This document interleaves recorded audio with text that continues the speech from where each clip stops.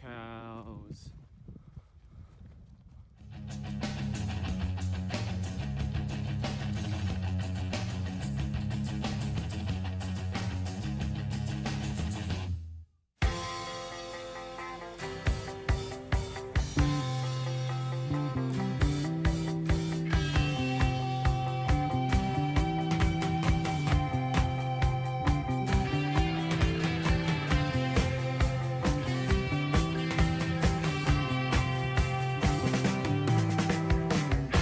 Hello, and welcome to the fourth installment of my Grog-a-Gog catalog LeJog vlog, in which I regale you with my shin-splinting, scree-shifting, shambling scramble across the island of Albion.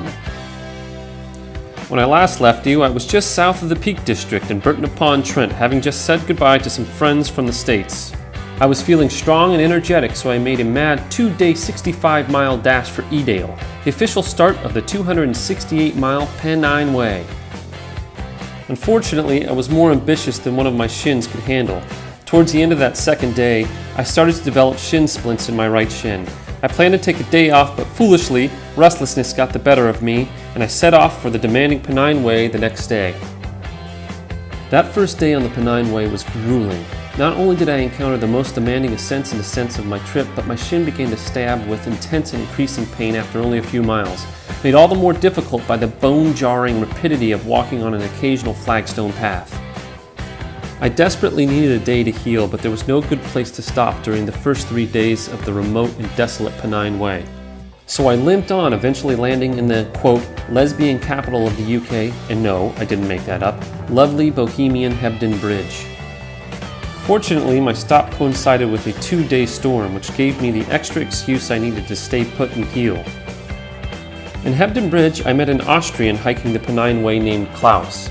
Klaus and I began walking on and off together for the next 10 days, which was fortuitous because since Hebden Bridge, neither of us encountered many people walking the Pennine Way, much less backpacking. My opinion of the Pennine Way is conflicted. The first few days of the trail are extremely remote, no villages or stops for food. The walking is arduous. Often extremely rocky, the trail requires the walker to stare at their feet for hours. I don't find this kind of walking enjoyable, and neither did Wainwright, who often criticized the path. Part of my dislike of the trail is attributable to how remote it is. It's intentionally remote, passing only a few miles by villages when it could have easily routed through them. I love walking through villages, not only because of the convenience of food and provisions, but also because they provide me an opportunity to take in some history and meet the natives. Fortunately, after the third day, the trail seemed to become easier to traverse and meandered closer to villages. Highlights included Malham with its awesome cove, the charming hamlet of Hardraw and its namesake waterfall, perhaps my favorite place in all of England, Swaledale, the highest and extremely remote, seriously, it's the only building for miles, pub in the UK, Tan Hill, the spectacular view at High Cup, and the friendly and beer-loving village of Dufton below. But perhaps the best part of my Pennine Way experience was getting to know my affable and introspective new friend Klaus. It's great to have someone to talk to at the end of the day on an otherwise lonely trail, especially someone who shares your humor and love for walking.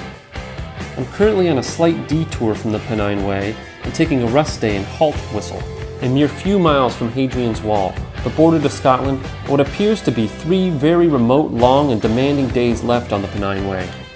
And sadly, Klaus is done, so I will confront the most remote section of my entire walk alone. But I won't be alone for too much longer. Until then, auf Wiedersehen, Klaus!